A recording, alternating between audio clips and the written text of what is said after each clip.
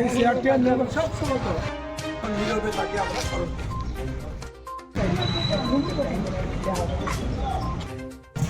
৩রা March আজকের এই দিনে 1975 ইংরেজিতে আমাদের ত্রিপুরাজ্যে একদিকে শতাব্দীর কাল ধরে ত্রিপুরাজ্যের রাজ পরিবারে ত্রিপুরাজ্যের তৎকালীন শাসক দল যারা লাগাতার 30 বছর শাসন করেছিল তাদের কাছে অবহেলিত এই ককবরক ভাষার সরকারি স্বীকৃতির দাবিতে তৎসহ আরও 3 দফা দাবি, মোট 4 দফা দাবি, যে এডিসি গঠনের দাবি, বেআইনি হস্তান্তর জমি ফেরতের দাবি এবং সুকুমার সেনগুপ্তের সরকার তখন যে ত্রিপুরার যে ট্রাইবাল রিজার্ভ এটাকে তুলে দিয়ে একটা কালো অর্ডিন্যান্স জারি করেছিল, সেই অর্ডিন্যান্স প্রত্যাহারের দাবি, এই 4 দফা দাবিতে সারা ত্রিপুরাজ্যে উত্তাল হয়েছিল। 3রা মার্চ ত্রিপুরাজ্যে সিপিআইএম, গণমুক্তি পরিষদ এবং আরও সমস্ত বামপন্থী সংগঠনসমূহর যে ডাকে যৌথভাবে শান্তিপূর্ণভাবে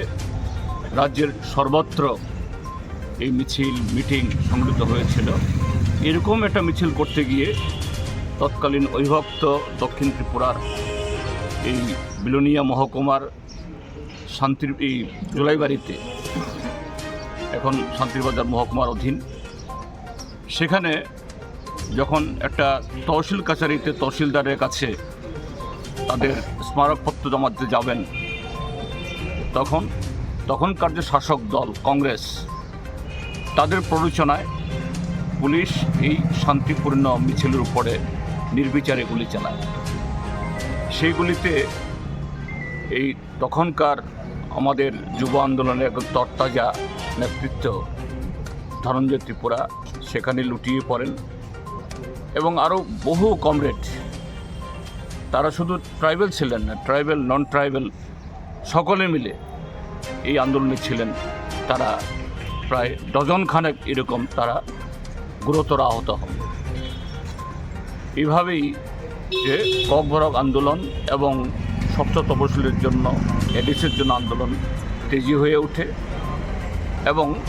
সে আন্দোলনে বিকশিত হয়ে 1978 ইংরেজিতে বামফ্রন্ট সরকার এবং তার হাত ধরে 1979 ইংরেজিতে ককবরক ভাষা, যা 1400 বছর ত্রিপুরার রাজারা এটাকে আমল দেয়নি, 30 বছর কংগ্রেস শাসন এটাকে